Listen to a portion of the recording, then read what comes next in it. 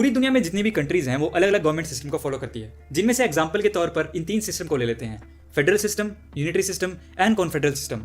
Federal system होता है जिसमें पावर को सेंटर एंड स्टेट गवर्नमेंट में डिवाइड कर दिया जाता है। कॉन्स्टिट्यूशन के अकॉर्डिंग कुछ पावर स्टेट के पास होती हैं एंड कुछ पावर सेंटर के पास होती हैं, और कुछ ऐसी चीजें हैं जिनको डिसाइड करने के लिए दोनों के पास पावर होती हैं, जैसे सेटिंग स्मोक और ड्रिंकिंग एज लिमिट एटसेट्रा। मतलब अल्टीमेटली अथॉरिटी एंड कंट्रोल में दोनों अपने आप में इंडिपेंडेंट होते हैं। For example United state, Australia etcetera. वहीं यूनिटरी सिस्टम में बिल्कुल उल्टा होता है, सारी पावर सेंट्रल गवर्नमेंट के पास होती है। जो लॉ सेंट्रल गवर्नमेंट डिसाइड करती है वो पूरी कंट्री में लागू होता है। For example China. And confederal system होता है जिसमें कुछ वीक और लूज स्टेट्स अपनी इच्छा से सेंट्रल गवर्नमेंट को फॉलो करती है, और जो स्टेट अपने आप में स्ट्रांग होती है वो इंडिपेंडेंट होती है। मतलब इसमें स्टेट्स एंड लोगों के पास चॉइस होती है कि वो सेंट्रल गवर्नमेंट को फॉलो करना चाहें या ना करना चाहें। इसका एग्जाम्पल है सोवियत यूनियन। तो इंडिया फेडरल सिस्टम को फॉलो करता है जिसमें 2 टाइप की गवर्नमेंट होती है, central government and state government. तो चलिए बिल्कुल बेसिक से इन दोनों के स्ट्रक्चर को हम समझते हैं। गवर्नमेंट ऑफ इंडिया यानी सेंट्रल गवर्नमेंट को 3 मेन सेक्शन में डिवाइड किया गया है: legislature, executive and judiciary. Indian legislature मतलब पार्लियामेंट यानी भारतीय संसद। इंडिया में बाइकैमरल पार्लियामेंट है।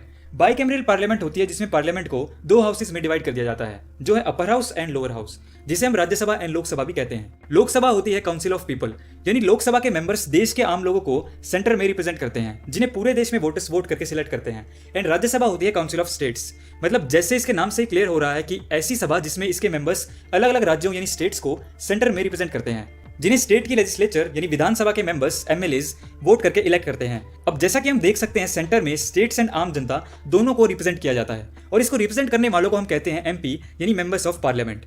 रिप्रेजेंट करते हैं मतलब जब भी सेशंस होते हैं तो ये अलग अलग एमपीज अपने एरिया के लोगों की प्रॉब्लम्स को उधर डिस्कस करते हैं।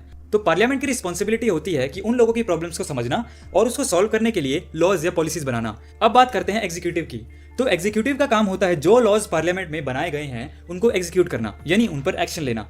2 तरह के एग्जीक्यूटिव होते हैं, political executive and permanent executive. Political executive में हमारे आ जाते हैं prime minister, president, vice president and सारे मिनिस्टर्स, जैसे finance minister, health minister etcetera. इन सारे मिनिस्टर्स यानी मंत्रियों को एमपीज में से ही बनाया जाता है ताकि वो लेजिस्लेचर के प्रति अपनी रिस्पॉन्सिबिलिटी दिखा सकें, और जो भी एक्शंस वो लेते हैं उस पर उन्हें पार्लियामेंट के सेशन में जवाब देना पड़ता है।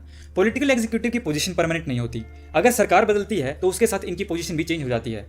परमानेंट एग्जीक्यूटिव में हमारे आते हैं पब्लिक सर्वेंट्स जैसे IAS, IPS, IFS, directors, revenue officers, tehsildar etcetera. वो सब लोग जो हमें गवर्नमेंटल ऑफिसेज में देखने को मिलते हैं वो परमानेंट एग्जीक्यूटिव के अंदर आते हैं। इनकी जॉब परमानेंट होती है और इनका भी काम होता है उन पॉलिसीज को इंप्लीमेंट या एग्जीक्यूट करना जो पार्लियामेंट डिसाइड करता है। CAG, controller auditor general of India, जो गवर्नमेंट ऑडिटर्स हैं, ये इन एग्जीक्यूटिव के अकाउंट को ऑडिट यानी चेक करते हैं और इलीगल एक्टिविटीज और फ्रॉड्स को रिपोर्ट करते हैं। थर्ड है हमारा जुडिशरी। जुडिशरी में हमारा आता है supreme court of India. Supreme court की रिस्पॉन्सिबिलिटी होती है एग्जीक्यूटिव एंड लेजिस्लेचर के बीच कॉन्फ्लिक्ट्स को रिजॉल्व करना, और जो बाकी पब्लिक से रिलेटेड मैटर्स एंड कॉन्फ्लिक्ट्स हैं उनके ऊपर जजमेंट करना। तो ये था सेंट्रल गवर्नमेंट का स्ट्रक्चर। अब बात करते हैं स्टेट गवर्नमेंट की। स्टेट गवर्नमेंट का स्ट्रक्चर भी सेंट्रल गवर्नमेंट की तरह होता है, लेकिन इसमें कुछ चीजें अलग हैं। जैसे सेंटर में executive PM and president etcetera होते हैं, लेकिन स्टेट में एग्जीक्यूटिव होते हैं CM, governor etcetera. State legislature को हेड करते हैं chief minister of state. State legislature के पास कानून बनाने की पावर होती है जो पार्लियामेंट नहीं बना सकती, जैसे police, prisons, irrigation, agriculture, public health etcetera. जैसे सेंट्रल में 2 हाउसेज होते हैं, upper house and lower house, वैसे ही स्टेट में भी 2 हाउसेज होते हैं, जिसमें लोअर हाउस को हम कहते हैं विधानसभा एंड अपर हाउस को हम कहते हैं विधान परिषद। विधानसभा के पावर एंड फंक्शंस लोकसभा की तरह होते हैं एंड विधान परिषद के पावर एंड फंक्शंस राज्यसभा की तरह होते हैं। विधानसभा के मेंबर्स को कहते हैं एमएलए यानी मेंबर्स ऑफ लेजिस्लेटिव असेंबली। ये एमएलएज पब्लिक द्वारा डायरेक्ट वोटिंग से चुने जाते हैं और इनकी रिस्पॉन्सिबिलिटी होती है उनके एरिया की पब्लिक की प्रॉब्लम्स को वो देखें और उसके लिए नेसेसरी एक्शंस लें। विधान परिषद के मेंबर्स को कहते हैं एमएलसी यानी members of legislative council. MLCs Rajya Sabha की तरह indirectly MLAs and local bodies के द्वारा चुने जाते हैं। तो फॉर एग्जांपल रूलिंग पार्टी के एमएलएज बिल प्रपोज करते हैं और एमएलसीज के द्वारा उनको रिव्यू किया जाता है। यूनियन टेरिटरीज के स्ट्रक्चर के बारे में, जैसे स्टेट में खुद की सेपरेट गवर्नमेंट होती है, वैसे यूनियन टेरिटरीज की खुद की गवर्नमेंट नहीं होती।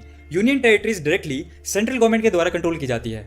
इंडिया में टोटल 7 यूनियन टेरिटरीज हैं: दिल्ली, पुडुचेरी, दमन and Diu, Dadar and Nagar, Chandigarh, Lakshadweep and Andaman Nicobar islands. Delhi and Puducherry को पार्शियल स्टेट कंसीडर किया जाता है। पार्शियल मतलब कुछ फंक्शंस इनके जो एक नॉर्मल स्टेट के स्ट्रक्चर में होते हैं वो हमें इनमें देखने को मिलते हैं, जैसे इनकी खुद की लेजिस्लेटिव असेंबली यानी विधानसभा होती है जिसको चीफ मिनिस्टर हेड करते हैं। फिर भी इन टेरिटरीज का कुछ कंट्रोल सेंट्रल गवर्नमेंट के पास रहता है, जैसे पुलिस, पब्लिक ऑर्डर एटसेट्रा।